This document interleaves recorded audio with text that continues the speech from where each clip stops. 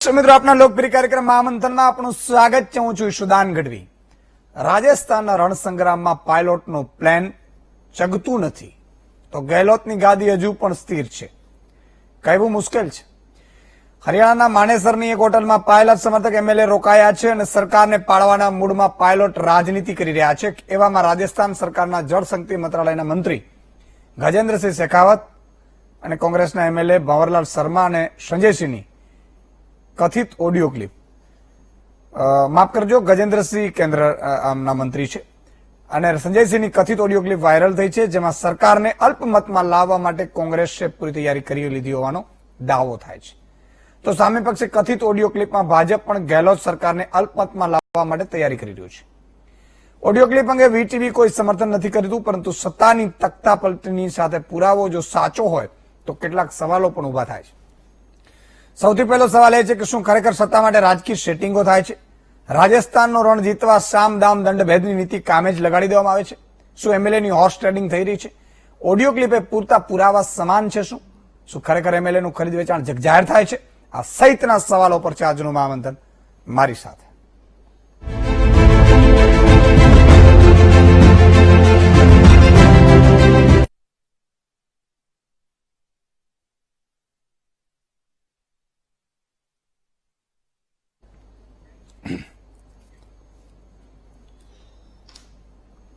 તો મિત્રો વીટીવીની સામે તમે ગોઠવાઈ ગયા છો, મને પૂરો વિશ્વાસ છે। આજે જે મહામંથન કરવું છે એ ઓડિયો ક્લિપો બહાર પડી છે। એમને એમ જાદુગર નથી કહેવાતા ભાઈ અશોક ગેહલોતને। કમલનાથ ન કરી શક્યા, કર્ણાટકમાં ન કરી શક્યા એ કામ અશોક ગેહલોતે કરી બતાવ્યું ને રાજનીતિ આનું નામ કહેવાય સાહેબ। ભાજપને ભીસમાં મૂકી દીધી છે। એના ઉપર આવું છું એ પેલા હું મોટી ઘટનાઓ થોડી છે એને તમારી પેલા લઈ લઉં મિત્રો, એટલે તમને પણ આનંદ થાય। એક તો ગુરુઓને એની દક્ષિણા આજે મળી છે। 4200 ગ્રેડ પેની જે માંગણી હતી શિક્ષકોની, વીટીવીએ ઉઠાવવાનો પ્રયાસ નાનકડો કર્યો, મહામંથન કર્યું, સરકારે એ લિસ્ટ એની મંગાવ્યું અને સરકારે 4200 ગ્રેડ પેનો જે જીઆર હતો એ સ્થગિત કરીને 4200 ગ્રેડ પે આપવાનું નક્કી કરી દીધું। એ બદલ વીટીવી નિમિત્ત બને જ સાહેબ। તો આપણે તો આવા હજારો કામો લાખો કામ કરવાના છે, તમારા આશીર્વાદ જ જોઈએ છે, બીજું અભિનંદન જ જોતા। વીટીવી નિમિત્ત બને છે, પણ હું સરકારને ચોક્કસ અભિનંદન આપીશ કે વીટીવીમાં તમે જે મુદ્દો અમે ઉઠાવ્યો હતો અને તમે લીધો એ બદલ તમારો આભાર। એટલા માટે કેટલીક વસ્તુઓ સરકારી અધિકારીઓ ક્યાંક ગડબડ કરતા હોય અથવા તો એ કોઈ કારણો પણ હોય, અને વીટીવી હંમેશા એવા જ મુદ્દા લેશે જે વાજબી હશે। હા, કોઈ એવું નહીં હોય કે આમ કરી દો ને આમ કરી નાખો ને, એ આપણું કામ પણ નથી સાહેબ। એ વિપક્ષનું કામ હોય, એ વિપક્ષ કરે। જો પત્રકારે, શાસક, વિપક્ષ અને પત્રકાર એ ત્રણેયના રોલ અલગ અલગ છે। પત્રકારે ક્યારે એની મર્યાદા ના ચૂકવી જોઈએ, માધ્યમોએ ક્યારે એની લક્ષ્મણ રેખા ના ઓળંગવી જોઈએ, અને માધ્યમોએ ક્યારે પણ પક્ષપાત ન કરવું જોઈએ સાહેબ। અને એટલા માટે આજે મને આનંદ થયો એટલે મેં અભિનંદન આપ્યા।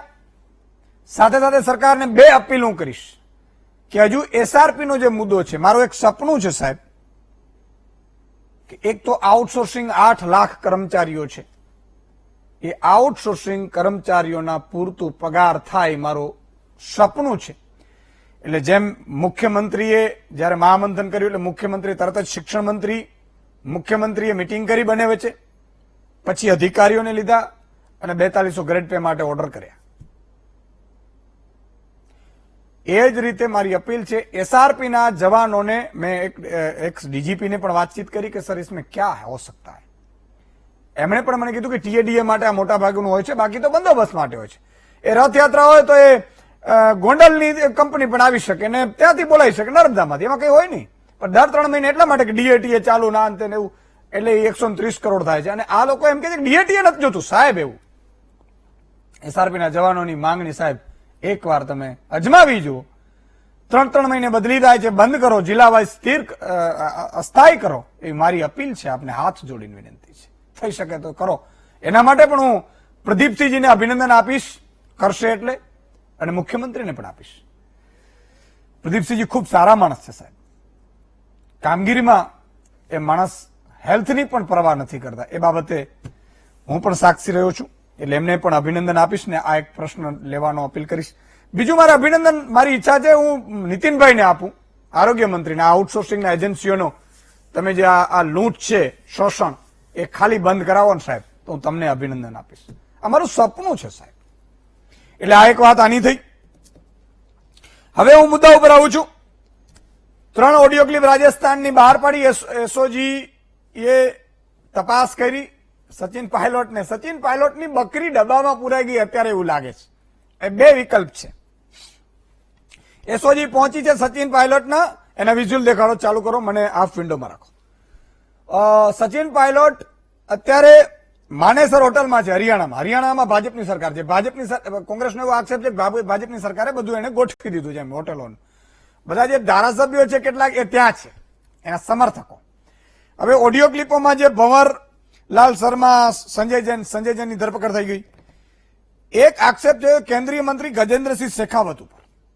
હવે આ ગજેન્દ્રસિંહ શેખાવત છે એ ના પાડે છે, મારી ઓડિયો ક્લિપ નથી, પણ 3 લોકોને ભાજપે મૂક્યા હતા. ગજેન્દ્રસિંહ શેખાવત, ભૂપેન્દ્ર યાદવ અને ઓમ માથુર.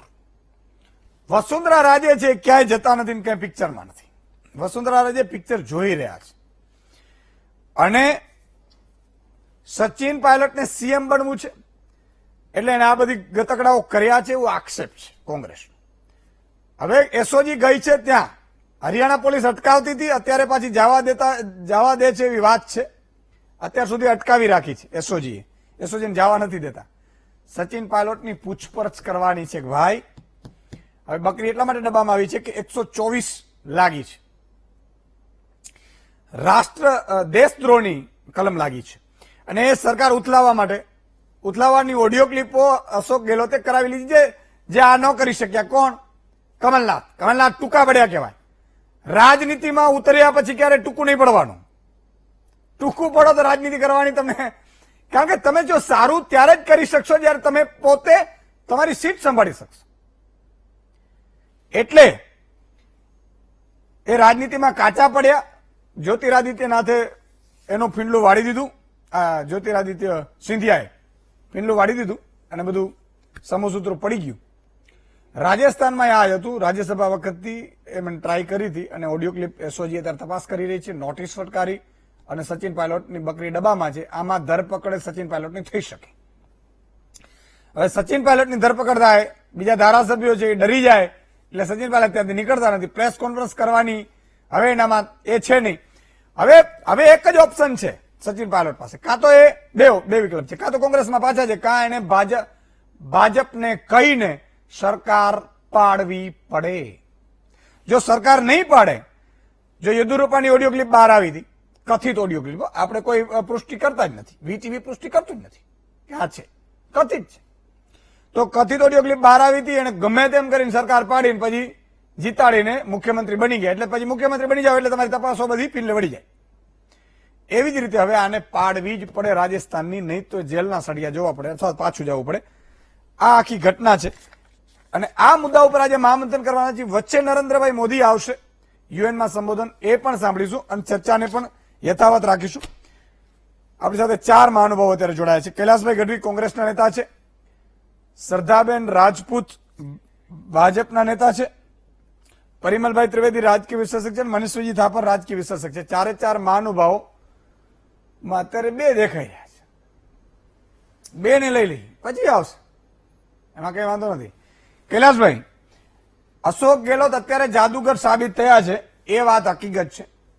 અશોક ગેહલોતે એસઓજીને કહીને, મતલબ સ્પેશિયલ ઓપરેશન ગ્રુપે સ્પેશિયલ ઓપરેશન કરી નાખ્યું. ઓડિયો ક્લિપ છે. હવે ત્યાં અત્યારે જવા નથી દેતા, જવા દે છે એવી વાત છે. આખા ઘટનાક્રમમાં ભાજપ એવું કહી રહ્યું છે કે આ તો ખોટી ઓડિયો ક્લિપો છે. જી ઈશુદાનભાઈ, જે રીતે ભારતીય જનતા પાર્ટી જે પાર્ટી વિથ ધ ડિફરન્ટ લઈને આ દેશમાં આવી હતી અને ધીમે ધીમે પાર્ટી જેટલી પાર્ટીની સરકાર હોય એને પોતાની સરકાર બનાવી દી, ભલે પબ્લિક એને મત આપ્યા હોય કે નહીં, એ આઈડિયોલોજી લઈને દેશમાં લોકતંત્રને છાવરી રહી છે. આ છાવરો શબ્દ એટલે હું વાપરું છું કે એમનું જે લોકતંત્ર છે એ ભાજપ સિવાય કોઈની સરકાર ના હોય એનું આયોજન, એનું પ્લાનિંગનું સરકાર છે.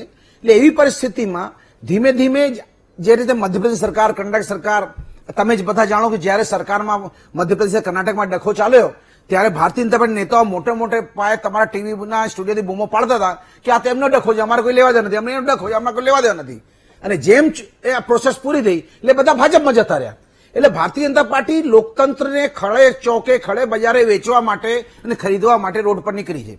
આવી પરિસ્થિતિમાં જ્યારે લોકતંત્રના સિપાહીઓ, હું રાજસ્થાનની કોંગ્રેસની સરકારને, રાજસ્થાનના મુખ્યમંત્રી ગેહલોતને અને એનાથી હટીને એક જવાબદાર મીડિયા, સમસ્ત ભારતના મીડિયાને એમણે જે રીતે આખો સત્યની રીતે બતાવવાની કોશિશ કરી છે અને સત્ય જોડે રહ્યા છે, એના માટે હું અભિનંદન પાઠવું છું. મુદ્દો એ નથી, જો તમને ખ્યાલ હશે ગયા રાજ્યસભાની જયારે ચૂંટણી હતી ત્યારે જ રાજસ્થાનમાં મોટે પાયે ખરીદ વેચાણની વ્યવસ્થા ચાલુ થઈ, પૈસા ત્યારે પકડાયા, લોક એક બે જણા ધરપકડ થઈ, પૂછપરછ ચાલુ થઈ, પછી એના ઉપર વોચ રાખવાનું ચાલુ કરવામાં આવ્યું. અને એના ભાગરૂપે આ ઓડિયો ક્લિપ ને વિડીયો ક્લિપ બધા આવ્યા છે. પોલીસ આઈબી ને એનો જે વર્ક હોય જેના પ્રમાણે હું કોઈ પ્રશ્ન અહીંયા કોઈ ક્લિયરન્સ કરવા માંગતો નથી. પણ આ જે વિડીયો ક્લિપ આવી એના પછી તમે સમજો રાજસ્થાનના લોકોએ બહુ જ જુસ્સે ભરી કેન્દ્રમાં પોતાના ગજેન્દ્ર શેખાવતને દિલ્હી મોકલ્યા અને એમને ત્યાંના વોટર સપ્લાય મિનિસ્ટર રીતે એસ્ટાબ્લિશ કર્યા. અને એ ગજેન્દ્રસિંહે શું કર્યું? દિલ્હી જઈને રાજસ્થાનમાં ભ્રષ્ટાચારનો પ્રવાહ સરકારને ઉથલાવવા માટેના કરોડો રૂપિયાના કોથળા મૂકવાનો વ્યવસ્થા કરી, પાણી ના પહોંચાડ્યો, પૈસા પહોંચાડ્યા. અને એનો પુરાવો પણ આજ બહાર આવી ગયો છે. આ પુરાવામાં ગજેન્દ્રસિંહ ભલે કહેતા કે અમારું નથી, તો એમને અગર નથી તો જેમ તમે આ સુધી ભાજપના તમે જોયું હશે સિસ્ટમ કેવી છે, કોઈ પણ પુરાવા એના વિરુદ્ધમાં તો સુપ્રીમ કોર્ટમાં જઈને સ્ટે લઈ આવે કે જો ભાઈ આ રોકજો, આ મારું નથી, આના પર ચર્ચા ન થઈ જોઈએ, પહેલા મારું ટેસ્ટિંગ થવું જોઈએ. પણ હજુ ગજેન્દ્રસિંહ ઘરથી બહાર નીકળ્યા નથી. કાલ સાંજ સુધી મોટે પાયે વાતો કરતા હતા, પણ જેમ ખબર પડી કે એમનો ઓડિયો આવી ગયો છે એટલે ફટતી આજથી પ્રેસમાં નથી આવતા.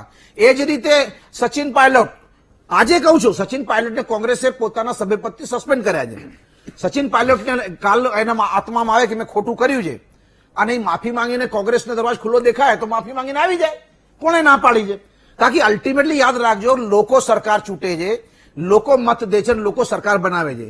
તો આ બે, હું શબ્દ બોલીશ, મારી શબ્દ થોડો નીચા લેવલનો છે, ન બોલું છે તો બોલીશ કે આવા બે રૂપિયા લઈને સરકાર ખરીદવાની જે નીકળેલા લોકો છે એ પોતે થોડોક પોતાની મર્યાદામાં જાગે, પોતાના અંદર જાગે. અને રાષ્ટ્રમાં જે ગાંધી, નહેરુ, સરદાર પટેલ જે આટલો મોટો મહત્વનો રાષ્ટ્ર બનાવ્યો છે, જ્યાં લોકતંત્ર ચાલે છે, જ્યાં માનવ મૂલ્ય છે, માનવનો મતનો મૂલ્ય છે, એને ખડે ચોકડે વેચી ખરીદી કરીને લોકતંત્રમાં મૂલ્યોથી ચૂંટેલી સરકારો પાડવાની કોશિશ કરી રહ્યા છે. એ બારામાં એમને સમજો. અને બીજી વાત, ભારતીય જનતા પાર્ટી લોકો કહેશે કે અન્યાય થઈ રહ્યો છે, કોંગ્રેસ પોતાના ઘર શાસન નથી અને કોંગ્રેસના આટલા મજબૂત નેતાઓને અન્યાય કરી રહી છે. તો મારે ભારતીય જનતા પાર્ટીને મુદ્દો પહેલા જ પૂછી લો કે હમણાં બેન આવશે તો બોલશે સામે. એટલે એમને પૂછું છું, શું અટલ બિહારી વાજપેયી પછી એમના સાથીદાર લાલકૃષ્ણ અડવાણી જોડે તમે ન્યાય કર્યો? મુરલી મનોહર જોશીએ ન્યાય કર્યો? એ તો ઘણા સિનિયર નેતાઓ હતા. ઓકે, એને તો ન્યાય તમે કર્યો નથી. અને કેશુ બાપા આપણે અહીંયા બિચારા સબળી રહ્યા છે, એમની એ જ દશા કરી. ઓકે, मनस्वी जी ईशुदान भाई मैं बोल सकता हूँ? बिल्कुल, धन्यवाद। ईशुदान भाई देखिए, कैलाश भाई बोल रहे हैं, मेरे मित्र है, पर देखिए ये सब बातों से क्या है कि कुछ भी आप और मैंने, ईशुदान भाई, हम पिछले 4-5 सालों से ये वाले मुद्दा जो आया राम गया राम का डिस्कस किया, हम दोनों ने पीएचडी कर चुके हैं इस चीज पे। और इसी मुद्दे के बारे में आगे मैं बताना चाहता हूँ। कैलाश भाई देखिए, ये बीजेपी की गलती नहीं है, ये गलती आपकी है। ये अगर आपके एमएलए आपके कंट्रोल में नहीं है, जिनको आप सिलेक्ट करते हो, आप टिकट देते हो, फिर वो आपकी नहीं सुनते। बीजेपी का रोल जो है वो बाद में आता है। बीजेपी का अगर बीजेपी खरीद रही है तो आपके एमएलए बिकना चाह रहे हैं, अगर बीजेपी दबाव कर रही है तो आपके एमएलए दबाव में आ रहे हैं। तो सवाल आपके ऊपर है कि जो लोग आपको आपके कारण वोट लेते हैं, आपके नाम से टिकट लेते हैं, उनको आप नहीं संभाल पा रहे। तो आपको मनोमंथन करने की जरूरत है, आपको आत्मचिंतन करने की जरूरत है और महामंथन करने की जरूरत आपको है कि तकलीफ कहां है कांग्रेस की। आप सरकार बना लेते हो तो भी आपके एमएलए चले जाते हैं, आप सरकार नहीं बनाते हो तो भी आपके एमएलए चले जाते हैं। जब भी कभी भी कोई इंपॉर्टेंट इलेक्शन आता है, राज्यसभा इलेक्शन आया, तब आपके एमएलए छोड़ के चले जाते हैं, जीती हुई सीटें आप हार रहे हो। कहां तकलीफ है आपको समझना पड़ेगा। मैं देखिए आपके उन कार्यकर्ताओं को भी सल्यूट करता हूं गुजरात में, जो 25 सालों में सरकार से दूर होने के बावजूद भी कांग्रेस से जुड़े हुए हैं, क्योंकि कोई भी राजनीति में नहीं आता विदाउट पावर। आप लोगों के जो 25 साल का युवा होगा जिसने 25 साल पहले कांग्रेस को ज्वाइन किया होगा, आज 50 साल का होगा और उसने पावर से दूर रह के भी कांग्रेस का साथ दिया है, मैं उसको सल्यूट करता हूं। पर यह चीज मुझे बिल्कुल समझ नहीं आती कैलाश भाई कि क्या तकलीफ है कि पार्टी को छोड़ते जा रहे हैं। और ये लोग कब छोड़ रहे हैं? जब पार्टी को सबसे ज्यादा जरूरत है। 6 साल हुए हैं पार्टी को जब वो सरकार में नहीं है, पावर में नहीं है। नहीं तो लगातार कांग्रेस का इतिहास ऐसा है कि आजादी के बाद हमेशा वो पावर में रही है, हमेशा अपॉर्चुनिटी में रही है। गुजरात की बात अलग है, पर बाकी सारे प्रदेशों में और सेंटर में वो पावर में रही है। पर जैसे ही पावर छूट गई, ये लोग छोड़ के जा रहे हैं। तो कहीं ना कहीं आप चयन ही गलत कर रहे हो लोगों का। कैलाश भाई और ईशुदान भाई, एक चीज मैं कहना चाहता हूं, पहला व्यक्ति जिसने कांग्रेस छोड़ी थी वो कौन है कैलाश भाई, आपको पता है? जिसने अपनी नई पार्टी बनाई थी, मैं आपको बताता हूं। 1923 में पहला व्यक्ति जिसने कांग्रेस छोड़ी थी वो था मोतीलाल नेहरू। मोतीलाल नेहरू ने अपनी पार्टी बनाई थी स्वराज पार्टी, और 1932 में जाके उन्होंने वापस से वो कांग्रेस में आए।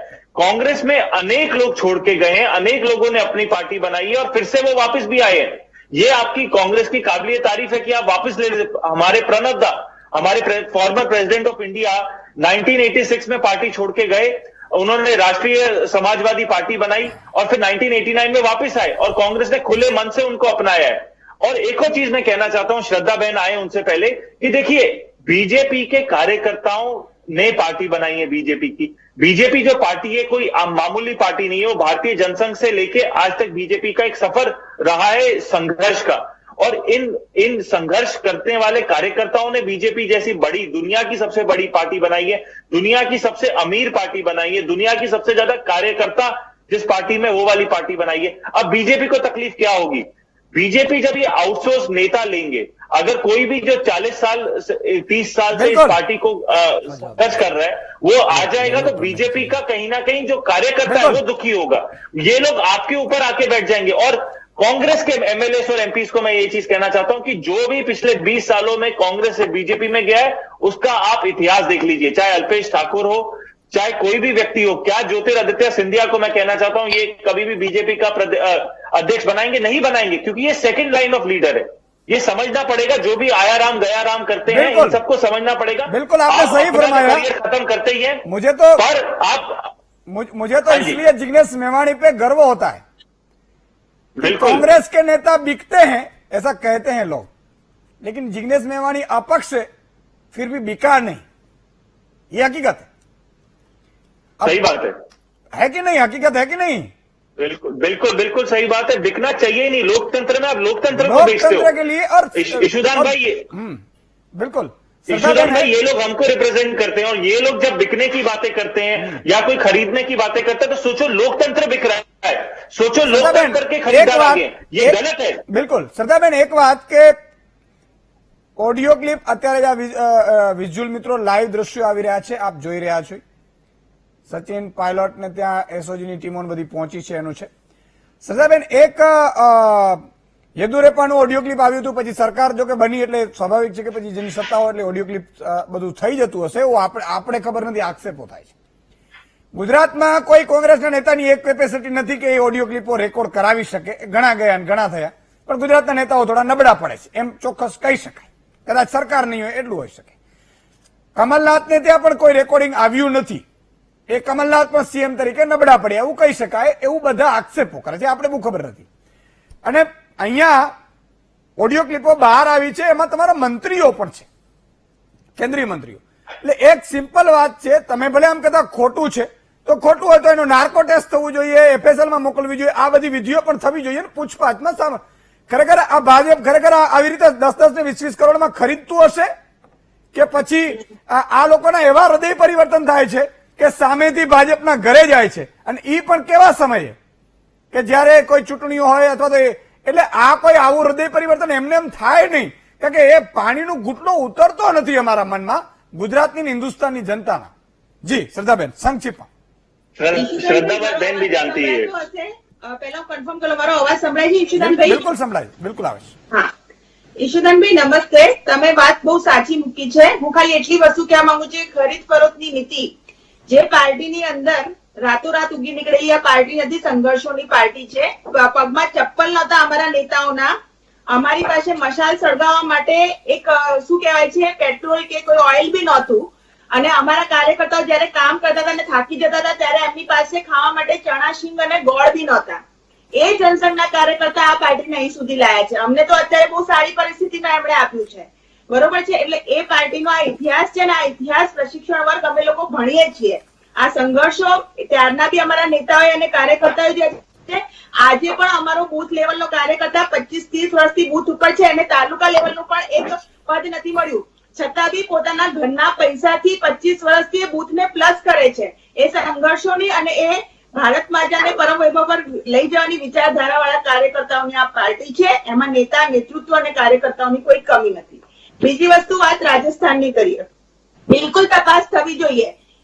જે પણ તપાસના માધ્યમો છે કે આ ઓડિયો ક્લિપ કોની છે, ક્યાં છે, જે બી એના SSL કરાવવો હોય, નાર્કો કરાવવો હોય, જે પણ કરવું જોઈએ. લોકતંત્રની અંદર બધી જ છૂટ છે, પણ જ્યાં સુધી તપાસ થઈને હકીકત સામે ના આવી જાય ત્યાં સુધી આપણે કોઈને એવું તો ન જ કહી શકીએ કે આમાં આનો દોષ હશે. ખુદ મંત્રીશ્રીએ કહ્યું છે કે તમે તપાસ કરાવો અને અમે તો એ પાર્ટીના નેતાઓ, એ પાર્ટીના કાર્યકર્તાઓ છે કે જ્યાં એક હવાલામાં નામ આવવાથી લાલકૃષ્ણ અડવાણીએ પોતાનું રાજીનામું આપી દીધું છે. એટલે અમારા માટે અમારા એથિકલ મૂલ્યો શું છે અમને કહેવાની જરૂર નથી. હું કોંગ્રેસને કહું છું. બીજી વસ્તુ, કોંગ્રેસમાંથી એક હમણાં મંત્રી નિલંબિત થયા છે મીણાજી, એ બહુજન સમાજવાદી પાર્ટી રાજસ્થાનમાંથી આવ્યા હતા. એમણે ખુલ્લેઆમ ગેહલોતને પૂછ્યું છે કે બહુજન સમાજવાદી પાર્ટીમાંથી મને કોંગ્રેસમાં લાવવા માટે તમે કેટલા પૈસા આપ્યા છે? તો ગેહલોતજી જવાબ નથી આપતા. હું આજના સમયમાં આવું છું. गहलोत શું કહી રહ્યા છે? अच्छे कपड़े पहनने से या अंग्रेजी बोलने से कुछ नहीं होता. अरे भाई, राजीव गांधी भी सिल्वर स्पून जन्म्या છે, રાહુલ ગાંધી પણ સિલ્વર સ્પૂન જન્મ્યા છે અને સોનિયા ગાંધીને તો આજ સુધી હિન્દી બોલતા આવડતું જ નથી. તો તમે તમારી પ્રદેશ અધ્યક્ષ જે 20 વર્ષથી છે એમને પણ હિન્દી બોલતા શીખે. જ્યારે તમે તમારા યુવા નેતા ભલે કોઈ સિલ્વર સ્પૂન લઈને જન્મ્યું હોય, પણ સચિન પાયલટે તપાસ ખબર પડે એ જગવિદિત છે, બધાને ખબર છે. એક વાત તમે કીધી ને, એમાં મને ભાજપના કેટલાક નેતાઓ ઉપર થોડી દયા આવી. મને તમે કહ્યું કે અમે તો ચપ્પલ ઘસવા વાળા આવી રીતે ન આવે, પણ અહીંથી ઘણા મંત્રીઓ બની ગયા ને, અને ભાજપના જે બિચારા દાવેદારો હતા ને ટિકિટો નથી મળી, એ લોકોને ખુરશીઓ ઉપાડવી બહુ અઘરી પડતી હોય છે. બહારથી મહેમાનો લાવવા બહુ અઘરા પડે. ખુરશીઓ સાફ કરવી પડે. આ કોંગ્રેસ એવું કહે છે ખુરશીઓ સાફ કરે છે, બિચારા પાયાના કાર્યકરો ભાજપના કઈ પણ નથી શકતા ડિસિપ્લિનના નામે. એવો આક્ષેપ થાય છે, મને બહુ ખબર નથી ખુરશીઓની, પણ આ તો આક્ષેપ થાય છે. એટલે એ નેતાઓને મેં, એટલે કોંગ્રેસના નેતાઓ મંત્રીઓ બન્યા મેં જોયા કે એનો જે પ્રાણ છે, એનો આત્મા છે, એનો આ કાર્યકર્તા એના આત્મા છે. બની શકે. પરિમલભાઈ, તમારી પાસે આવવા માંગુ છું કે આ ઓડિયો ક્લિપો બહાર આવી છે અને હવે એમાં ખરીદ ફરોખ્તની વાત થાય છે કે અડધા રૂપિયા મળી ગયા છે, દિલ્હી છે, આપણા બધા ગોઠવાઈ ગયા છે, ત્યારે ખરેખર દિલ્હી હતા બધા. આ સમજવાની કોશિશ કરીએ છીએ. સરકાર પાડવાની વાત છે. સાહેબ, સરકારો એક પાડે તોય પણ યુગો યુગો, આ તો હવે સરકાર પાડી તો રમત વાત થઈ ગઈ છે. મૂલ્યો નામની ચીજ જ નથી રહી.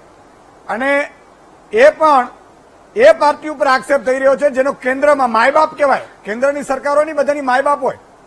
રાજ્યોનો રખેવાળ કરવું એ કેન્દ્રની જરૂરિયાત છે. કેન્દ્ર મિલીભગતમાં ન હોય. અને કેન્દ્રીય મંત્રીઓની જયારે ઓડિયો ક્લિપના વાયરલો થાય છે એ કથિત છે, આપણે ખબર નથી, એની પુષ્ટિ થવી જોઈએ. વીટીવી નથી કરતું, પણ આમાં હકીકતે હશે શું?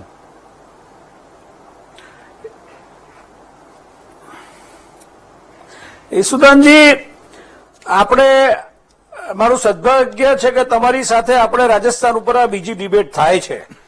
અને 2 દિવસ પહેલાની ડિબેટમાં મેં જે શબ્દ વીટીવીમાં કહ્યા હતા આપના દર્શકોને આપ જાણતા હશો, અને મેં કહ્યું હતું કે એ રાસ્તા દૂર તક નહીં જાતા. અને આપણે એ પણ વાત થયેલી કે રાજસ્થાનનું પોલિટિક્સ સમગ્ર ભારતમાં અલગ પ્રકારનું પોલિટિક્સ છે. મારે 3 બાબત આજે વીટીવીના દર્શકોને સમજાવી છે. એક તો ડે 1 થી વસુંધરા રાજે સિંધિયાજી એક પણ શબ્દ બોલ્યા નથી, સામે સચિન પાયલોટ પણ એક પણ શબ્દ બોલ્યા નથી. મને લાગે છે આ ઘણું બધું આની અંદર કહેવાઈ જાય છે કે 2 મુખ્ય પાત્રો, બીજેપીના કદ્દાવર નેતા અને જે કોંગ્રેસમાંથી એક અલગ ગુટ થયું છે એ નેતા હજી સુધી એક શબ્દ બોલ્યા નથી. બીજું, ઈસુદાનજી, એક એ પણ વાત મારી આજની આ ડિબેટમાં યાદ રાખજો કે રાજસ્થાનની અંદર ભાજપના 73માં ઘણા કોંગ્રેસ સમર્થિત છે અને કોંગ્રેસના 109માં ઘણા ભાજપ સમર્થિત છે. એટલે એવા દ્રશ્યો આવનાર સમયમાં દેખાશે કે કોઈ પણ સ્ટેબલ નથી. મેં અગાઉની ડિબેટમાં ઈસુદાનજી એમ પણ કહ્યું હતું કે એવા પણ દ્રશ્યો દેખાઈ શકે છે કે સચિન પાયલોટ સરકાર બનાવે અને એને બીજેપી બહારથી સમર્થન આપે, એવી પણ શક્યતા દેખાય. કારણ એટલા માટે કે સચિન પાયલોટને કોંગ્રેસમાં ડેપ્યુટી સીએમથી સાથે કોંગ્રેસનું અધ્યક્ષ પદ પણ મળેલું હતું, પણ એ અસંતોષ હતો અથવા એમને એનાથી સંતોષ નહોતો. એ પોતે એવું કહેતા હતા કે મને પદ મળ્યું છે પણ પદમાં સ્વતંત્રતા નથી મળી.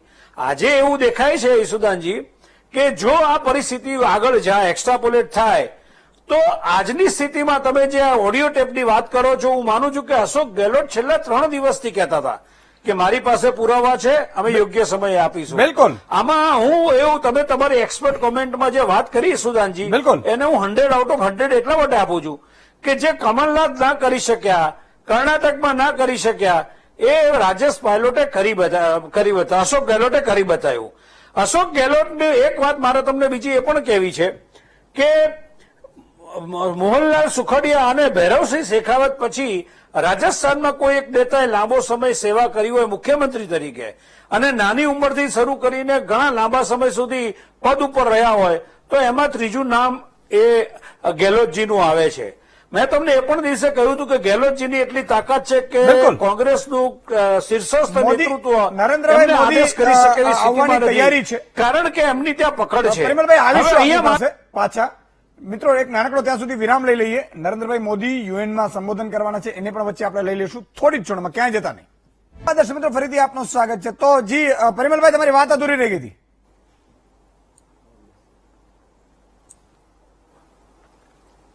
હા, તો ઈસુદાનજી, મારે એક વાત તમારા દર્શકોને એ સમજાવી છે કે આપણે ગેહલોતજીએ એક બાબતમાં માસ્ટર સ્ટ્રોક એ માર્યો છે કે એમની પાસે જે પુરાવા હતા અને એના આધારે એમને જે 2 સદસ્યોની જે પાયલોટ કેમ્પમાં છે અત્યારે માનેસરમાં, એની જે સદસ્યતા રદ કરી, આનું સીધું પરિણામ એ આવવાનું કે વોટિંગમાં આંકડો ઘટવાનો. ઈસુદાનજી, આજે એમની પાસે એવો દાવો છે કે 109 કોંગ્રેસ પાસે છે.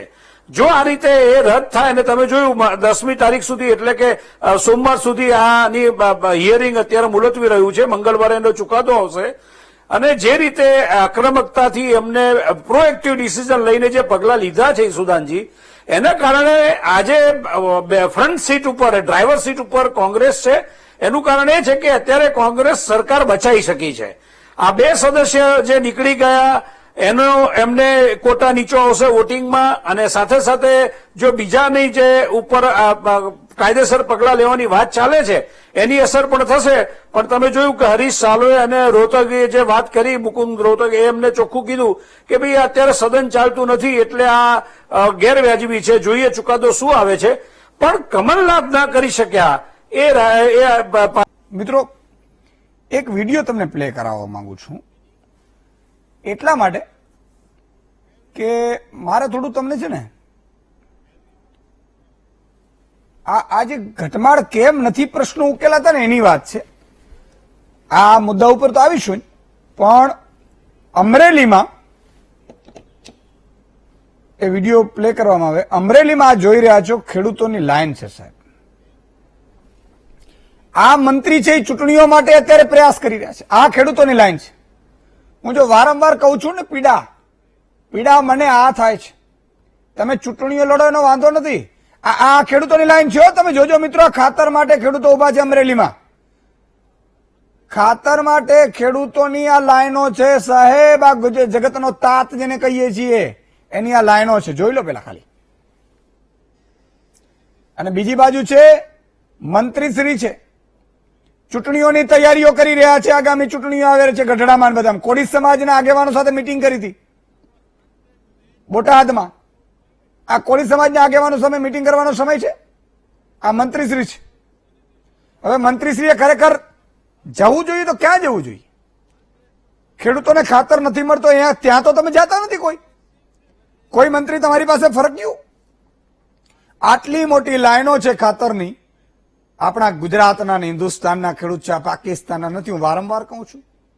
અને બીજી બાજુ મંત્રીશ્રી ચૂંટણીઓની તૈયારીઓ કરી રહ્યા છે, સમાજના આગેવાનો સાથે મિટિંગો કરી રહ્યા છે, સમાજના આગેવાનોને એ કહી રહ્યા છે કે આગામી પેટા ચૂંટણીઓ પાછી આવવાની છે.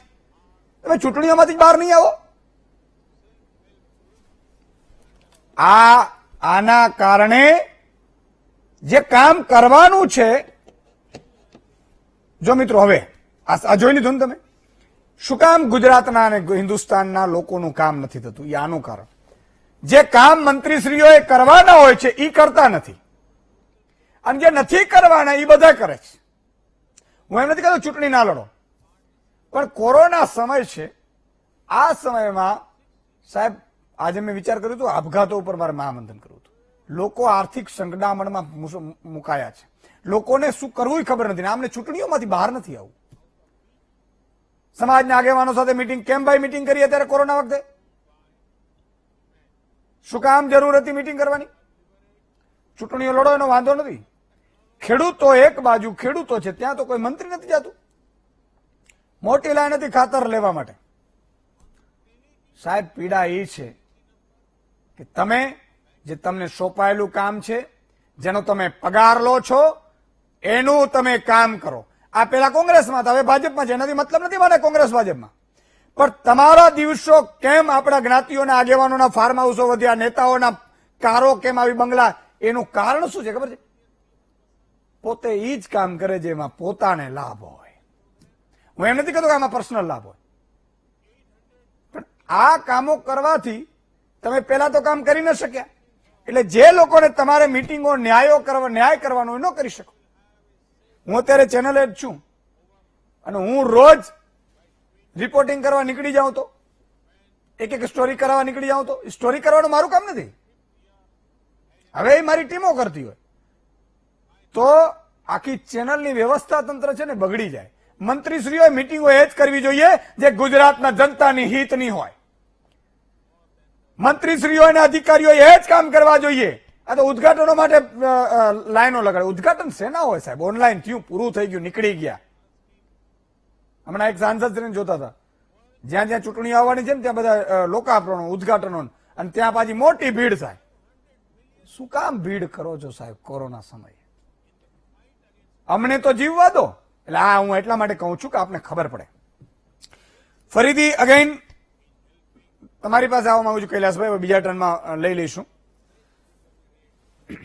તમે આ ખરેખર રાજસ્થાન સરકારને બચાવી શકશો કે નહીં પેલી વસ્તુ છે એ, અને તમે પણ અત્યારે એમ કહો છો કે સચિન પાયલોટ હજી પણ આવી જાય, એટલે આવી જાય એટલે એની સામે કાર્યવાહી નહીં કરવાની ને ગુનો કર્યો છે ગુનો તો છે, એ પ્રોસેસ થશે ને એમાં સસ્પેન્ડ થાય તો સસ્પેન્ડ થશે. પણ કાર્યકર્તા રીતે જોઈન કરે પછી પાર્ટીને તો પાર્ટીનો આઈડિયોલોજી માનીને ચાલે તો અમારે કોંગ્રેસને વાંધો નથી. ઈશુદાનની વાત નથી, મારે તમારા વાતથી મારે વાત આગળ વધારવી છે. આ ગુજરાતમાં તમને ખ્યાલ હશે કે નરેન્દ્રભાઈ મોદીએ મોટે પાયે ટ્રમ્પનું આયોજન કર્યું પ્રોગ્રામનો. પછી ટ્રમ્પનો પ્રોગ્રામ ક્યાં? અમેરિકાની ચૂંટણી માટે કરવામાં આવ્યો હતો. એ જ રીતે મધ્યપ્રદેશની સરકાર બનાવી કોરોનામાં જ આ ટ્રમ્પના અમદાવાદનો પ્રોગ્રામ ને મધ્યપ્રદેશમાં સરકાર બનાવી, આ બધે કોરોના વચ્ચે બનાવવામાં આવી છે. સાહેબ 500 કોરોના હતો અને ત્યારેથી સરકાર કેરલેસ રહી. આ 10 લાખ કોરોના કેસ ભારતમાં થઈ ગયા છે. ભારત વિશ્વમાં 3જા નંબર પર કોરોના કેસોમાં છે, પણ તોય પ્રધાનમંત્રી અને એમની ટીમ રાજસ્થાનમાં સરકાર પાડવા પડી રહી છે, અને એમના મિનિસ્ટર જેમને પાણી આપવાની વ્યવસ્થા કરવી જોઈએ એ સરકારો પાડવા પડી રહ્યા છે. મુદ્દો એ નથી. હમણાં મને મનસુખભાઈની એક વાત ગમી, એમણે કીધું કોંગ્રેસનું વિચાર ન કરવું છે કોંગ્રેસે. હા, કોંગ્રેસ વિચાર કરશે ને 100% વિચાર કરશે, પણ ભાજપ ને કોંગ્રેસ વચ્ચે તફાવત છે બહુ મોટી. ભાજપ છે એ સંગઠન બેઝ પાર્ટી છે, અમે છે આ આઈડિયોલોજી બેઝ પાર્ટી. અમારે કાર્યકર્તા છે, અમારા વર્કર છે, પણ અમે આઈડિયોલોજીને ઇજ્જત આપીએ છીએ, અને એ આઈડિયોલોજી બેઝ જેટલા પણ લોકો એ આઈડિયોલોજી મજબૂત કરવા માટે પાર્ટીમાં સતત સંઘર્ષ કરતા હોય, પાર્ટીને આગળ લઈ જવા માંગતા હોય. હવે વાત રહી કે કેમ કોંગ્રેસના માણસો, આજ મારે ન બોલું તો બોલું છું સાહેબ. આઝાદી, આજ દેશમાં 5000 વર્ષનો ઇતિહાસ છે, જ્યાં જયચંદો સદાય રહ્યા છે અને જયચંદો રાજો પાળ્યા છે, પણ એ જયચંદોની આ દેશના ઇતિહાસમાં ક્યારે નામ નથી લખાણો. ઇતિહાસના નામ એનું લખાણું છે જે સત્ય જોડે રહ્યા છે અને ન્યાય જોડે રહ્યા છે. હવે વાત આવી કે શું કામ કોંગ્રેસ ધારાસભ્યો ખરીદાય છે. સાહેબ એક વાત કહો મને, કોંગ્રેસ પેલા બેન હમણાં શ્રદ્ધાબેન કહેતા હતા કે ચપ્પલ પહેરતા હતા, અમે ફરતા હતા, તો બધા BMW મને 4 બંગડી વાળી ગાડીમાં આવી ગયા છો તમે લોકો. એટલે એ તમે ભ્રષ્ટાચાર ના કર્યો. ત્યાં ગુજરાતની એક મુખ્યમંત્રી હતા બેન, સાયકલમાં ફરતા હતા, ટીચર હતા, ના કેટલા કરોડના બંગલા એના છો એના છોકરાઓ છે, તમે જોઈ આવો ખબર પડે તમને. એટલે ભ્રષ્ટાચારની વાત તો તમે જ કરો. આજ કોંગ્રેસ 70-72 વર્ષના સરકાર પછી પણ કોંગ્રેસમાં 2 માળની ઓફિસ દિલ્હીમાં નથી, અને ભારતીય જનતા પાર્ટીની કેટલા 100 કરોડની ઓફિસ દિલ્હીમાં છે, તમે જોઈ લો ખાલી 5 વર્ષની સરકારમાં. એટલે કોંગ્રેસ આ દેશના વિકાસને માને છે, ખુદના વિકાસને નહીં. કે ખુદનો વિકાસ આ દેશની જનતા પોતે કરશે કોંગ્રેસનો, પણ અમે ન્યાય અને કાનૂન જોડે રહીએ છીએ. હવે વાત આવી આજ એક ઓડિયો ક્લિપ સેન્ટ્રલના મિનિસ્ટર નો આવતો હોય તો સાહેબ રાષ્ટ્રદ્રોહનો કેસ એમના પર લાગેલો છે. ગુજરાતમાં હાર્દિક પટેલ જયારે લોકોને ન્યાય માટે લડતો હતો, એમના સમાજ માટે લડતો હતો, ગરીબ ઉજળિયાત માટે લડતો હતો, તો સરકાર એના પર રાષ્ટ્રદ્રોહ લગાડ્યો અને એનો નિર્ણય સરકારે માન રાખીને પાછળથી ઇમ્પ્લિમેન્ટ પણ કર્યો. તો આજે એના પર રાષ્ટ્રપ્રધાન દિલ્હીના મિનિસ્ટર છે, એ રાજીનામું ક્યારે આપશે કે એમના પર તો રાષ્ટ્રદ્રોહનો કેસ હવે આવી ગયો છે. પણ આ સરકાર, ભારતીય સરકાર, દિલ્હીની સરકાર એ કામ નહીં કરે કે એમને એન કેન પ્રકારની સરકાર બનાવી છે. અને સાહેબ અશોક ગેહલોતની વાત તમે કરો એટલે અશોક ગેહલોતની વાત હવે તમને કરું, સરકાર બચાવી શકશે કે નહીં.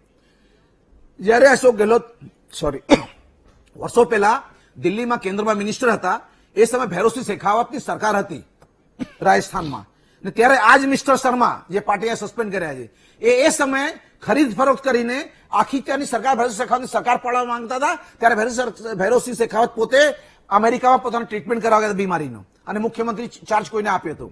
પણ ત્યારે આ અશોક ગેહલોતે ત્યારે એ સમયે કીધું હતું કે રાજસ્થાનમાં ખરીદ વેચાણ અને લોકતંત્રમાં ધારાસભ્ય ખરીદ વેચાણની સંસ્કૃતિ નથી, એવું રાજસ્થાનમાં ક્યારે પેદા થવા નહીં દઉં. અને આજ એ અશોક ગેહલોતને એના પોતાના મૂલ્યોને બચાવવા માટે રાજનીતિ લડવાનો સમય આવ્યો છે, અને એ લડાઈ લડવા માટે અશોક ગેહલોત આજ રાજસ્થાનમાં કોંગ્રેસ સરકાર બચાવવા લડત લડી રહ્યા છે.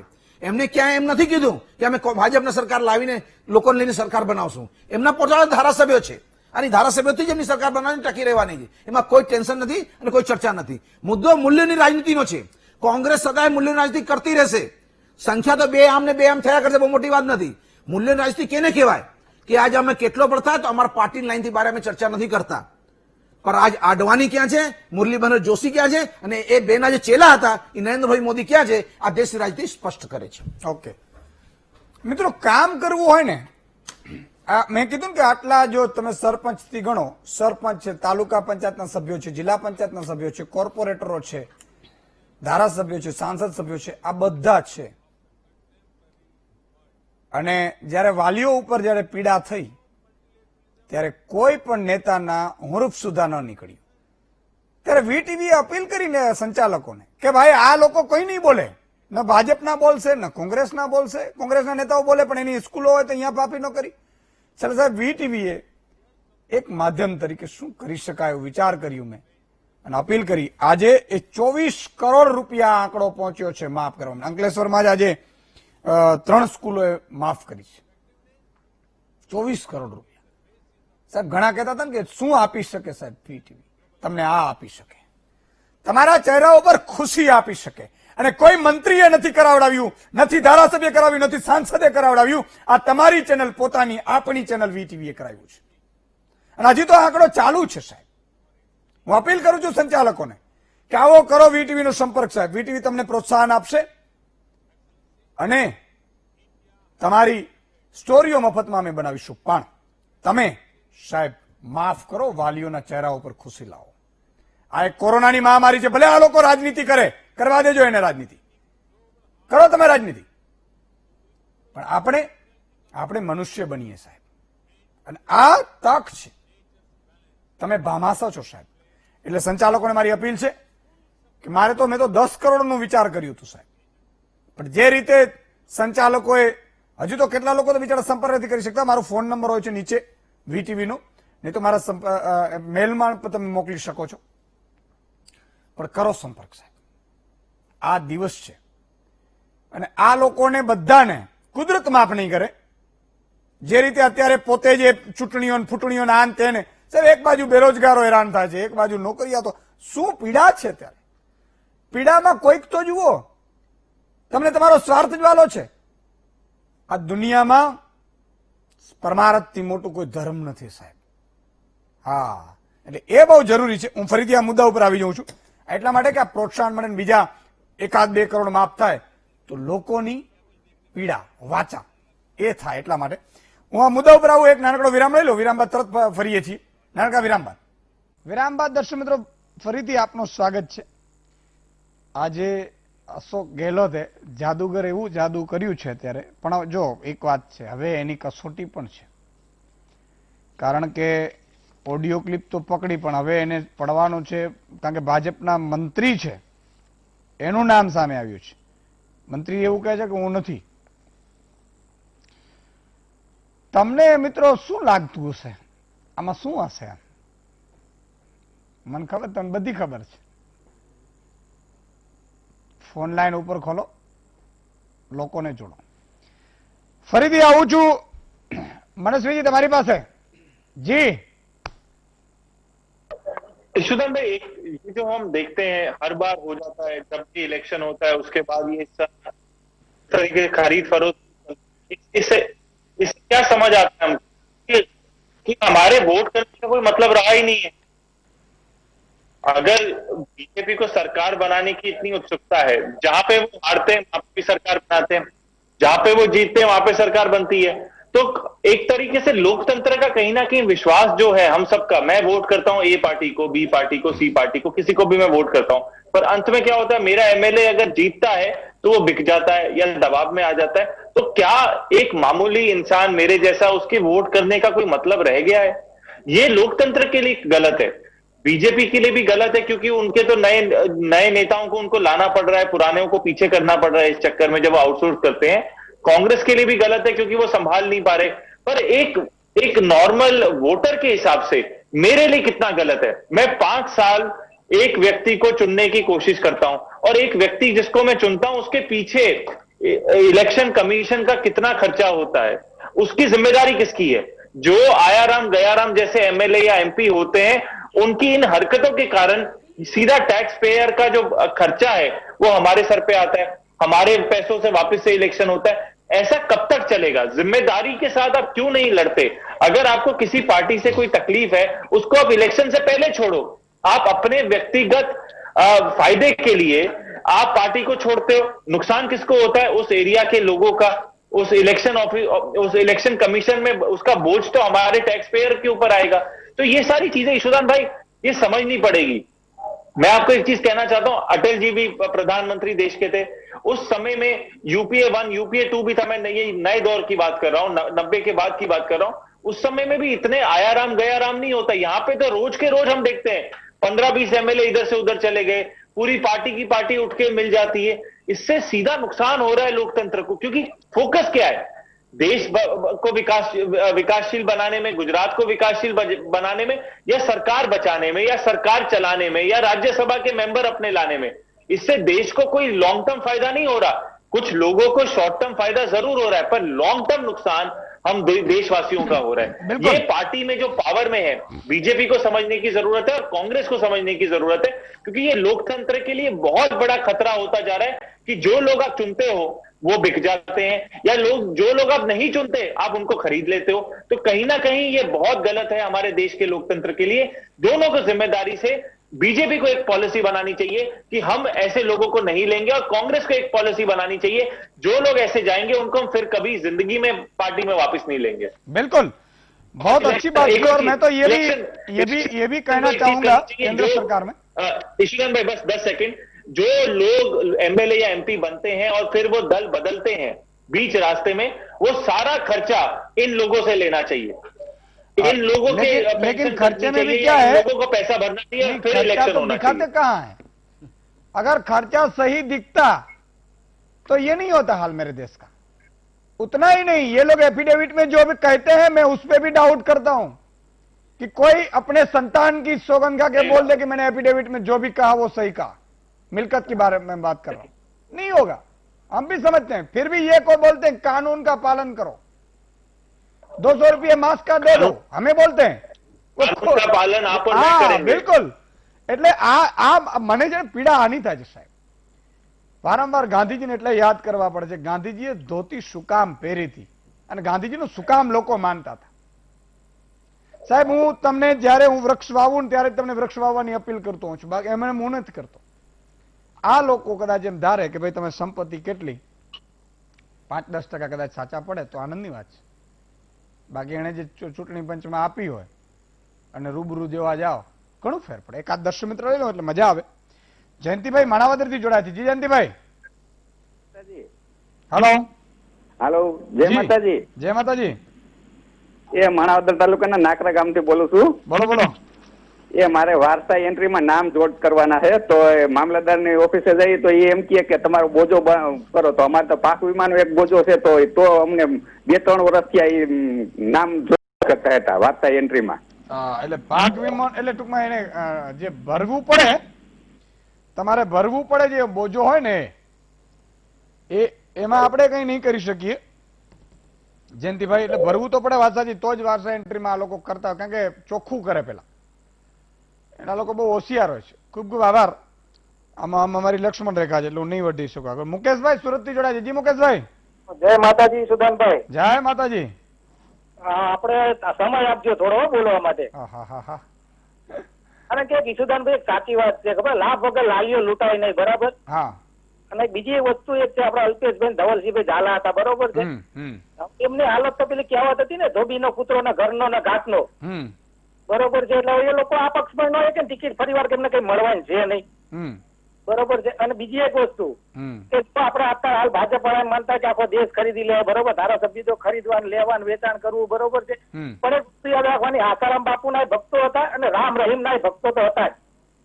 અચ્છા, બરોબર છે. બિલકુલ. તમે એક બે વાત બહુ અગત્ય કરી. એક તમે અલ્પેશ ઠાકોરનું ઉદાહરણ આપ્યું, તો તમને બીજું પણ ઉદાહરણ આપી દઉં સાહેબ, કે કુંવરજી બાવળિયા અને જવાહર ચાવડા એ પણ ફરીથી ગયા જનતા વચ્ચે ને ફરીથી સારી લીડથી ચૂંટાયા. સમજો તમે બે. અને આજે પણ કુંવરજી બાવળિયા કોળી આગેવાનોને લઈને બેઠકો કરે છે કે આપણે બીજી ભાજપની બેઠકો જીતાડવાની છે.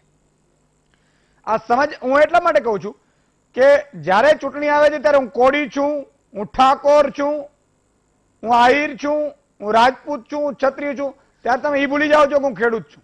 ત્યારે તમે ભૂલી જાઓ છો કે તમે પાક વીમો અહીંયા માંગો ને, કે પાક વીમો અમારો અમે આપી દઈએ, કરો. તમે નહીં માંગી શકો. ચીસો તો મારે જ ગળો ફાળવો પડશે.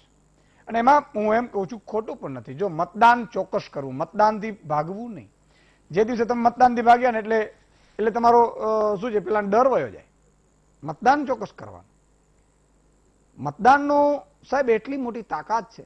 અને હજી કહું છું કે કોઈ પણ જ્ઞાતિનો આગેવાન મને કહે કે તમારે આ મતદાન કરું છું, હું નહીં કરું સાહેબ, હું મતદાન કરીશ મને ગમે ત્યાં. બીજું, ખરીદાતા નહીં હો. અને ખરીદાવો તો તમે જિંદગીમાં તમારે બોલવાનો અધિકાર નથી. આખી જિંદગી સાહેબ તમે સડતા રહેજો. પછી 500 ને 1000 રૂપિયામાં તમે ખરીદાઈ જાઓ મારો ગુજરાતી મત માટે. હાલો લઈ લો, એટલે આવ્યા છે એટલે શું છે સાહેબ, હું 500 રૂપિયા કે નહીં 5 કરોડ આપે તો હું ન ખરીદાઉં. આ મારો ગુજરાતીને દમ હોવું જોઈએ. અને પછી જોજો આ લોકો ફેરબદલનું તમારી ચૂ ના કરી શકે. આ લોકો એ કોંગ્રેસનો હોય કે ભાજપનો હોય, ગુજરાતમાં તાકાત નથી એની આમ પગ થયું આમ હટી શકે. પણ આપણે નબળા છીએ. ફેરબદલ શું કરે? તાકાત છે નહીં ફેરબદલ કરે. તમારામાં હોવું જોઈએ. અને એ જનૂનથી જીવવાનું સાહેબ, ખોટું કરવાનું નહીં.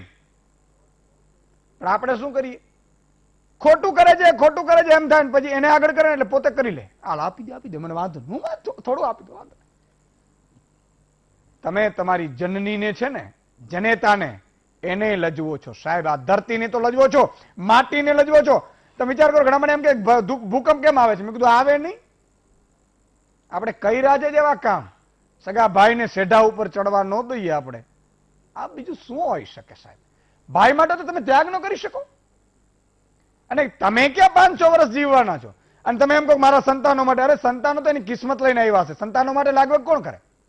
જેને સંતાનો માટે લાગવગ કરીને એના સંતાનોને ઘરમાંથી કાઢી મૂક્યા. વૃદ્ધાશ્રમમાં જોઈને પૂછજો ક્યારે. એના કર્મ લઈને આવ્યા છે. તમે ખોટું ન કરો, તમે સારું કરો અને બિંદાસ જિંદગી જીવો સાહેબ. ભલે એક રોટલો તમને મળતો હોય. હું વચ્ચે વચ્ચે એટલા માટે આપણે કહું છું કે આપણા મૂલ્યો છે ને એ મરી પરવાર્યા છે. બાકી આવું ન થાય. આ વાત મારે આપણે કેવી છે. શ્રદ્ધાબેન, તમારી પાસે આવવા માંગુ છું.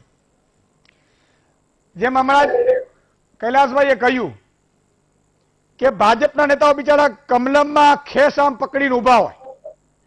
જે લોકોએ મબલક ગાળો આપી હોય, આ તો ગુજરાતની વાત કરું છું, એટલે વસુંધરા રાજે ઠામી લીધું કે હું ભાઈ આ નહીં કરું, તમારી નહીં ચાલવા દઉં.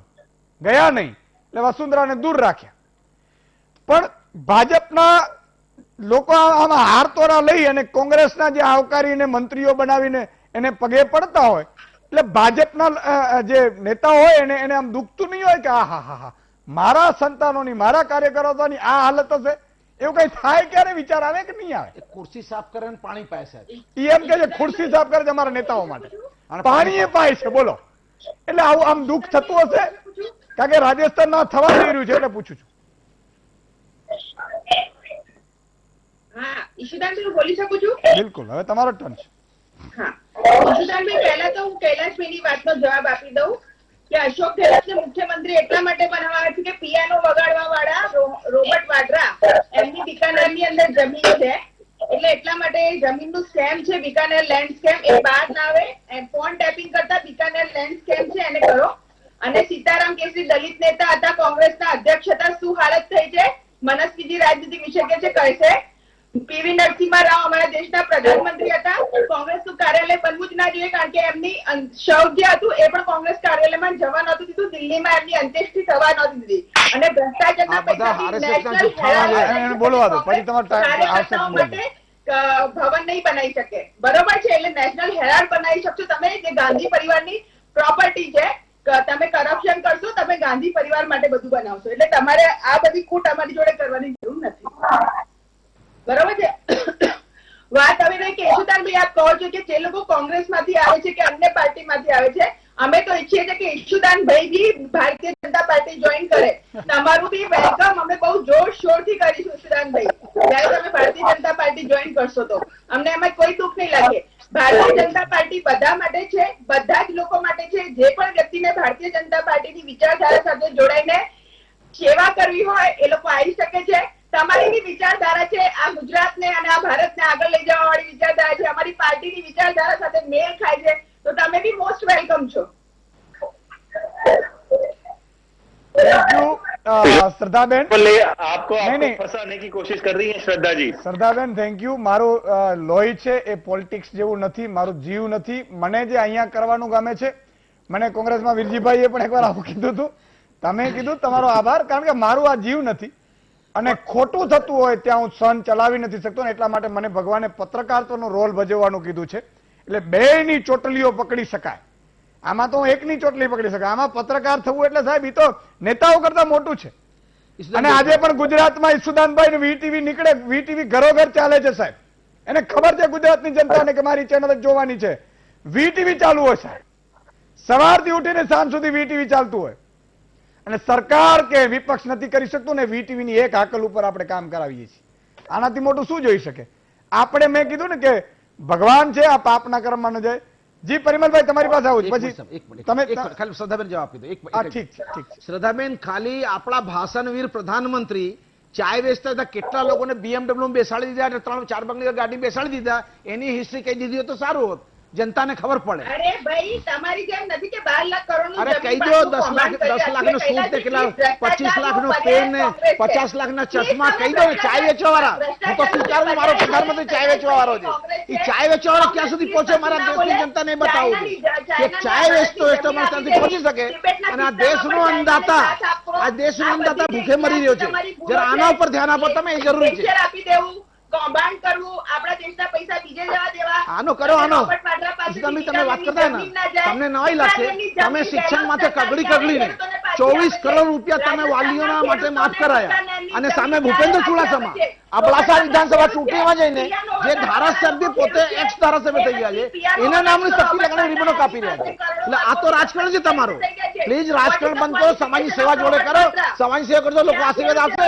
70 વર્ષ લોકો એમને મત એટલે આપ્યા હતા કે અમે સમાજની સેવામાં હતા, અને તમે જૂઠા વાદે સત્તામાં આવ્યા છો. થોડા દેશના તમને વળી ઉઠાડી ફેંકી નાખશે. તમારી બધા બબલો છે ને પૂરા બલૂન બનાવ્યા હવાના, એ બધા પૂરા થઈ ગયા. હવે લોકો સમજી ગયા છે કે તમે અમેરિકા રાષ્ટ્રપતિ વાળી ચૂંટણીઓ માટે ભારતમાં પ્રચાર કરો છો, એટલો બધો પ્રચારનો શોખ ચડ્યો છે. પણ દેશના ગરીબ કિસાન, બેરોજગાર, એના માટે તમારે કંઈ કરવા તૈયાર નથી. કિસાન જેની તમે વાત કરો છો, ગરીબોને એમનું અકાઉન્ટ તમે નથી ખોલાવ્યું, બરોબર છે? એટલે મહેરબાની, અરે તમે પૈસા એકાઉન્ટ ખોલીને 10,000 કરોડ તો એસબીઆઈ એકલો તમારો ખાઈ જાય છે. ચલો અમે તમે બેંક ખોલ્યા, હું બહુ રાજી છું.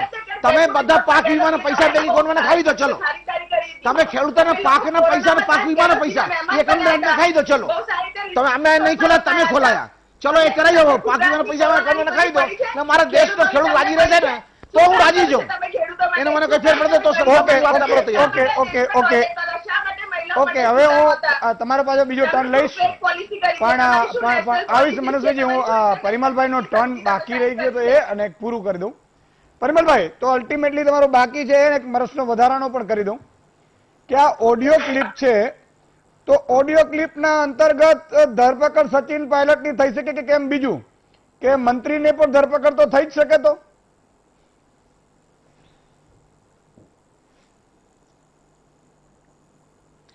યશુદાનજી, આની ફોરેન્સિક તપાસ એસઓજી કરી રહી છે, એટલે મને એવું લાગે છે કે અત્યારે સચિન પાયલોટનો જે દાવ છે એ થોડો કાચો એટલા માટે પડ્યો કે એ 19 ધારાસભ્ય લઈને ગયા છે, ત્યાં એમની એમ ગુજરાતીમાં કહીએ તો ઘેટી ફસાઈ છે, કારણ કે અત્યારની સ્થિતિમાં ગેહલોતજીનું પલ્લું ભારે છે. બીજી મારે એક વાત એ પણ કહેવી છે કે આની ઉપર પગલાં લેવા માટે હવે જયારે કોર્ટ વચ્ચે આવી ગઈ છે એટલે તમામ બાબતો આ કોર્ટના આધારીન છે, જે મંગળવારે અયોગ્યતા ધારાસભ્યોની સાબિત કરવા માટે હવે કોર્ટમાં સાબિત કરવું પડશે. કોંગ્રેસમાં મનુ સિંઘવી કેવો પક્ષ મૂકે છે એ આવનાર સમય કહેશે. પણ એક બીજી વાત ઈશુદાનજી તમારે ધ્યાનમાં રાખવી જોઈએ, જે મારે અગાઉ પણ આપની સાથે ચર્ચા થઈ હતી, કે અહીંયા તમારા દર્શકોએ સમજવાની જરૂર છે કે વસુંધરા રાજે અને ગેહલોતની વચ્ચે એક અતૂટ એવું સમન્વય છે. 2018ની ચૂંટણી કેમ્પેનમાં સચિન પાયલોટે વસુંધરાજીની અગેન્સ્ટમાં ભ્રષ્ટાચારથી માંડીને અનેક આક્ષેપો કર્યા હતા, અને એ છેલ્લા 2 વર્ષથી નાયબ મુખ્યમંત્રી તરીકે ગેહલોતજીને ઘણીવાર કહેતા કે આપણે વસુંધરાજી ઉપર આક્રમક થઈએ, એમની ફાઇલો ખોલીએ, પણ ગેહલોત એ બાબતમાં મંજૂર ના થયા. એ એમનો જે વફાદારી છે એવી જ વફાદારી જ્યારે વસુંધરાજી હતા ત્યારે અશોક ગેહલોત માટે હતી. આજે તમે જોયું હશે કે વસુંધરાજીનો સુપ્રીમ કોર્ટના હાઈકોર્ટના ચુકાદા પછી પણ બંગલાનો કેસ છે એમાં ગેહલોતજીનું સૂચક મૌન છે.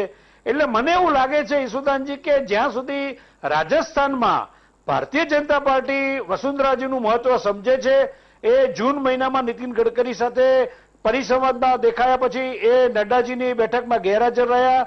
મારે તમને એ પણ કહેવું છે કે અત્યારે જે રાજસ્થાનના પોલિટિક્સમાં કોંગ્રેસ અત્યારે જે એક સ્ટેપ આગળ છે સરકાર બચાવવામાં, હવે સચિન પાયલોટનું તમારે ઇક્વેશન સમજવું જોઈએ.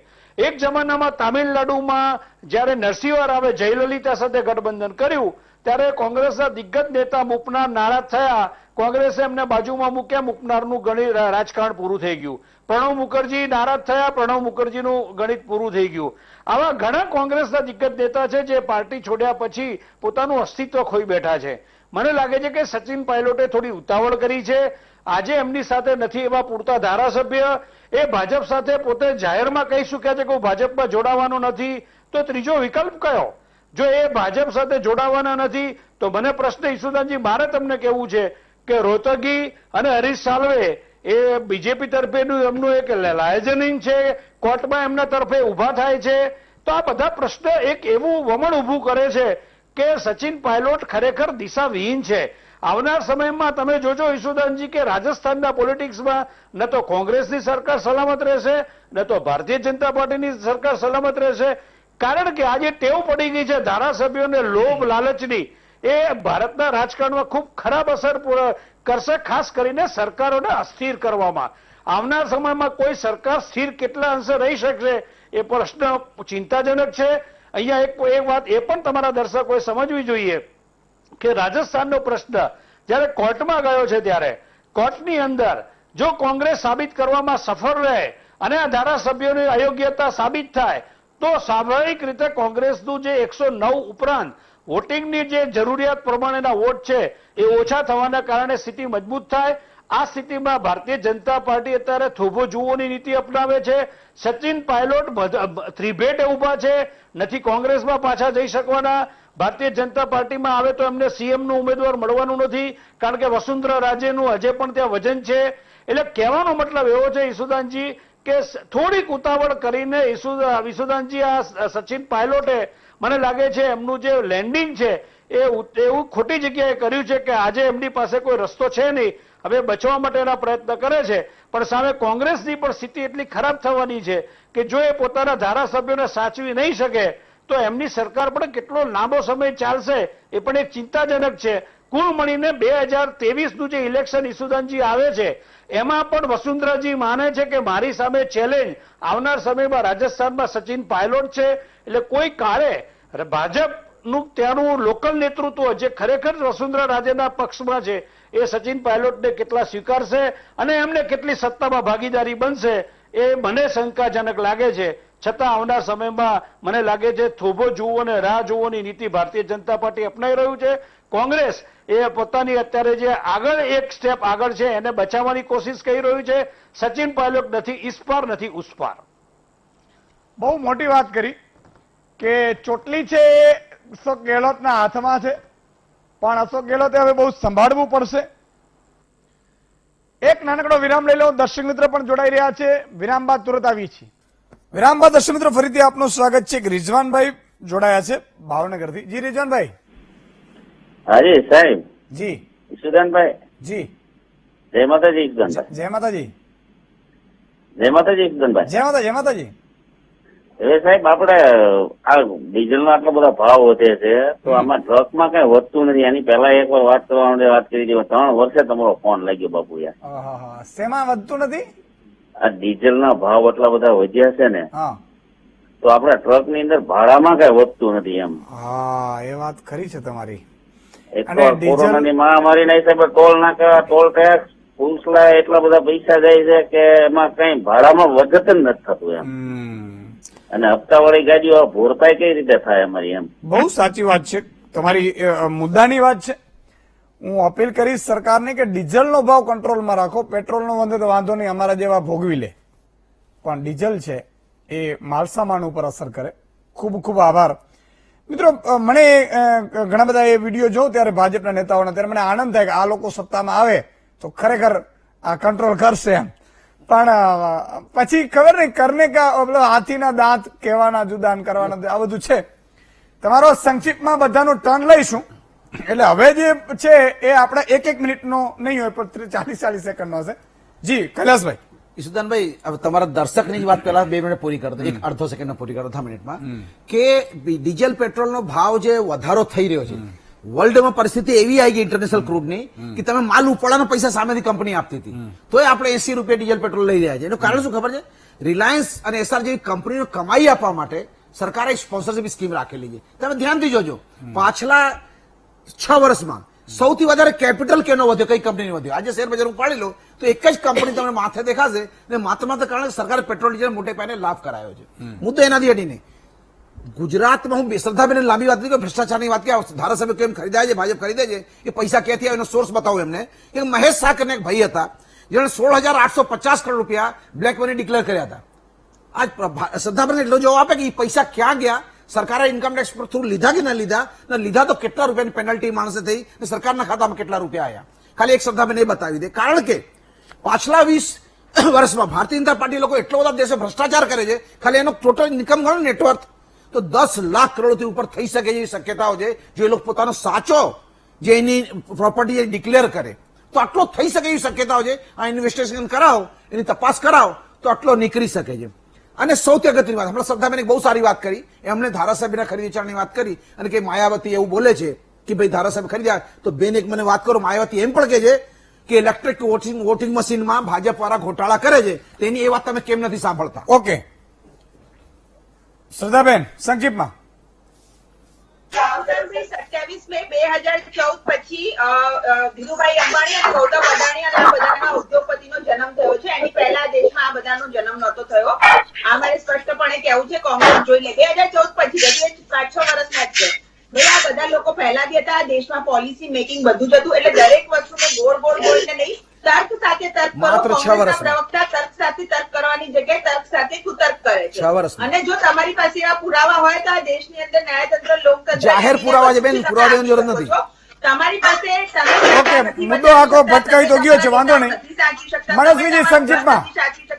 તમે ખાલી એક પરિવારની ગુલામીમાંથી મુક્ત થવા નથી માંગતા. બહુ સારું છે, તમે પરિવારની ગુલામી કરતા રહો, એનાથી અમારા દેશને ફાયદો છે. કારણ કે અમારા દેશની પાસે ભારતીય જનતા પાર્ટી અન્ય પાર્ટીઓ પણ છે. મારી પાર્ટીની વાત નથી કરતી, ઘણી મનસ્વીજી ટર્ન લઈ અંદર કામ કરી રહી છે. ગાંધી પરિવારની ગુલામી તો કોઈને પસંદ નથી. તો તમે કૈલાશભાઈ તમને આગામી બધા જ એક કામ સમયમાં કરો. ગાંધી પરિવાર, નેહલ વાડરા બધાની જી જી જી મુબારક. તો હું અમને પરિમલભાઈ સંક્ષિપ્તમાં અલ્ટિમેટલી શું લાગે છે, ઘીના ટામાં ઘી પડશે કે પછી? ઈસુદાનજી, જી જી ના ના ઈસુદાનજી, આમાં એક મને ગીતની લાઈન યાદ આવે છે, તું જહાં જહાં ચલેગા મેરા સાયા સાથ ચલેગા. કોંગ્રેસને આ ચિંતા કરવાની જરૂર છે. ગોવા હોય, મેઘાલય હોય, મણિપુર હોય, અરુણાચલ હોય કે પછી મધ્યપ્રદેશ હોય, અને હવે રાજસ્થાન હોય, આની પછી મહારાષ્ટ્ર હોય. જે રીતે કોંગ્રેસ સરકાર ગુમાવતી જાય છે, કોંગ્રેસે આત્મનિર્ભર બનવું જોઈએ. સિલેક્શન એમના ધારાસભ્યોને એવું કરવું જોઈએ ઈસુદાનજી કે એ ધારાસભ્ય કોંગ્રેસના કમિટેડ કાર્યકર્તાની જેમ રહે. સચિન પાયલોટ જેવા દિગ્ગજ માણસ જો એ જતા રહે, જ્યોતિરાદિત્ય સિંધિયા જેવા દિગ્ગજ નેતા જો જતા રહે તો કોંગ્રેસ માટે ખૂબ ચિંતાનો વિષય છે. બિલકુલ. મને એવું દેખાય છે કે આવનાર નવી પેઢી પોતાનું ભાવિ કેટલું સુરક્ષિત કોંગ્રેસમાં સમજી શકતી હશે એ જોવાની જરૂર છે. મને લાગે છે સિનિયર નેતાઓને દ્રોણાચાર્ય અને ભીષ્મની ભૂમિકા આપીને નવા નેતૃત્વને હવે પગભર અને ઉભું કરવું જોઈએ. મને લાગે છે આજે પણ હું તમને એ જ કહીશ કે એ રાસ્તા દૂર તક નહીં જતા. રાજસ્થાનમાં કોઈ પણ સ્થિર સરકાર હું જોતો નથી. આવનાર સમયમાં હું એવી સ્થિતિ પણ જોઉં છું કે કદાચ 6 મહિના કે 12 મહિના ફરી ઇલેક્શન આવે તો પણ નવાઈ નહીં. બરોબર છે. એક નાનકડા વિરામનો સમય થાય છે. દર્શક મિત્રો, ફરીથી વિરામ લઈ લઉં, કારણ કે ઘણા બધા જે એડ આપવા માંગે છે એ મહામંથનમાં એ બિચારાની લાગણી હોય છે. કિશોરભાઈ બ્રેક લઈ લેજો, એટલે તમે પણ આપવા માંગતા હોય તો સંપર્ક કરજો ટીમને, કોઈ વાંધો નહીં. પણ વિરામ બાદ નાનકડા વિરામ બાદ દર્શક મિત્રો ફરીથી આપનું સ્વાગત છે. જી મનસભાઈ, લાસ્ટ. थैंक यू ईशुदान भाई. देखिए मैं एक ही चीज कहना चाहता हूं ईशुदान भाई, दोनों पार्टियों के लिए मेरा एक ही संदेश है कि अपनी अपनी पार्टियों को संभाले, अपने अपने नेतृत्व को संभाले. सुबह से कांग्रेस हो या बीजेपी हो, दूसरे को ज्ञान देने लग जाते हैं. बीजेपी की सारी आईटी टीम लग जाती है गांधी परिवार कांग्रेस के ऊपर फोकस करने, और कांग्रेस की टीम लग जाती है बीजेपी के ऊपर फोकस करने. अगर अपने ऊपर फोकस करेंगे, देश के ऊपर फोकस करेंगे तो शायद अच्छे रास्ते निकाल पाएंगे. क्योंकि अभी का जो समय है ये बहुत ही विचित्र समय हमारे देश में आया है. कोरोना के बाद और कोरोना के साथ देश में हमको कैसे जीना है, और यहाँ पे हम देख रहे हैं कि पॉलिटिकल ड्रामा नहीं खत्म होता रोज के रोज. हमको पॉलिटिकल ड्रामा से ऊपर उठ के अपने व्यक्तिगत इच्छाओं को छोड़ते हुए देश के पहली बार 70 साल में देश मांग रहा है कि देश के लिए कुछ करो, अपने लोगों के लिए कुछ करो. तो सबको साथ में मिलके अपने आप देश को आगे बढ़ाने के लिए कुछ करना पड़ेगा, ना कि एक दूसरे को नीचा गिराने का ये समय. બિલકુલ બિલકુલ, बहुत अच्छी बात की. સમયનો અભાવ છે એટલે શ્રદ્ધાબેન, કૈલાસભાઈ, પરિમલભાઈ અને મનસ્વીજી, ચારે ચાર મહાનુભાવોનો, દર્શક મિત્રો જોડાયા ન જોડાયાનો ખૂબ ખૂબ આભાર. મિત્રો, એક હું અપીલ કરીશ કે જે એસઆરપીના જવાનો છે 3 મહિના માટેની, એ જો સરકાર છે એ ખાસ જોઈ લે, એ વારંવાર એક ડિમાન્ડ છે. બીજી એક મારે છેલ્લી પંક્તિ બોલી દઉં કે પીપર પાન કરંત હસત કુપરિયા, મુજ વીતી તુજ વીતસે ધીરો ખમ બાપલિયા. આ પંક્તિ નો મર્મ બહુ ગજબનો છે. સમજનારા સમજશે, વિચારનારા વિચશે. પણ એક વાત ચોક્કસ છે કે વીટીવી જોનારા તમામ લોકો, જે અધિકારીઓ હોય, નેતાઓ હોય, મંત્રીઓ હોય, વેપારીઓ હોય, ખેડૂતો હોય, આપણે ખોટું નથી કરવું. આટલું સંકલ્પ લેજો સાહેબ. કુદરતના દરબારમાં હસતા જશું ને મજા આવશે. કાલે ફરીથી મળીશું વધુ સમાચાર મિથુન સાથે.